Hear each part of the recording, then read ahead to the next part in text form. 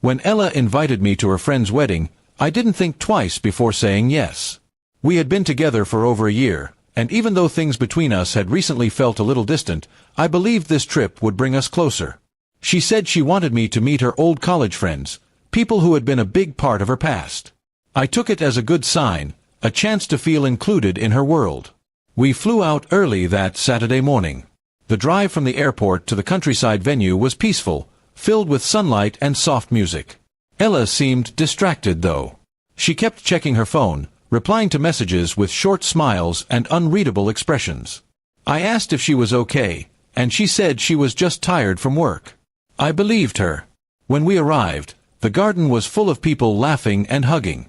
Everyone seemed to know Ella. She was radiant, confident, slipping back into her old circle like she had never left. I watched her greet people, laughing and sharing stories, while I stood beside her, happy just to see her happy. Eventually, one of her friends approached us. "Ella, you made it," the woman said, giving her a big hug. Then she turned to me and asked, "And who's this?"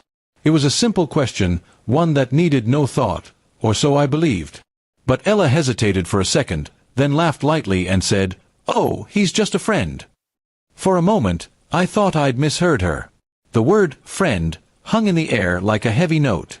Her friend nodded politely and moved on, but I stood frozen, trying to understand what had just happened. I looked at Ella, who avoided my eyes, and said, "It's just easier that way. I don't want to make things awkward tonight." I nodded slowly, but inside, something quietly shifted. I smiled, but it wasn't the same smile as before. The rest of the evening went by in a blur. I helped with photos, talked to strangers, and kept my distance. She laughed with her friends, unaware of how her words had changed something inside me. Later that night, as everyone gathered near the dance floor, one of her old classmates came over and asked me if I was Ella's ex. I chuckled and said, "No, not yet, anyway." He laughed awkwardly, and I realized that maybe humor was my way of hiding the sting. As the night went on, I found myself talking to a group of guests who had no connection to Ella at all. We shared stories, laughed, and enjoyed the evening for what it was. And for the first time in months, I felt light, not because of the company, but because I realized how much of myself I had been shrinking just to fit into her comfort.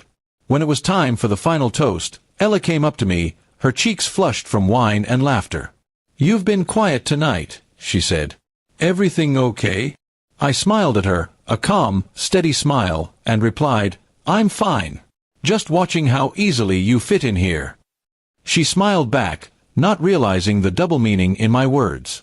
A few minutes later, as guests began leaving, she introduced me to another group, this time with the same words, "This is my friend."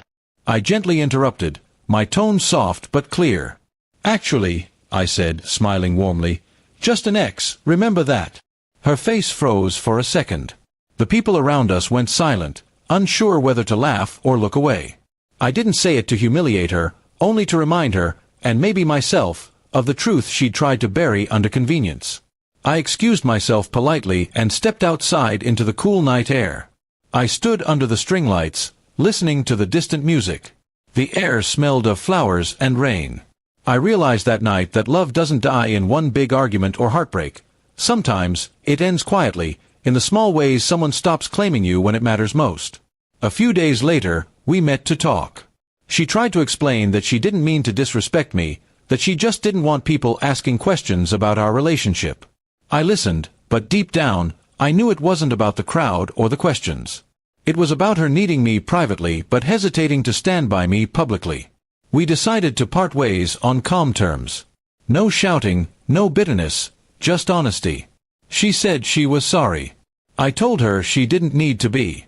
Sometimes people outgrow the courage to love openly, and that's not something you can teach them.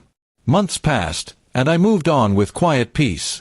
I learned to enjoy my own company, to take pride in how much I could feel deeply without letting it turn into resentment. Every so often, I'd think of that wedding night, not with anger, but with gratitude. That moment taught me self-respect in a way no words ever could.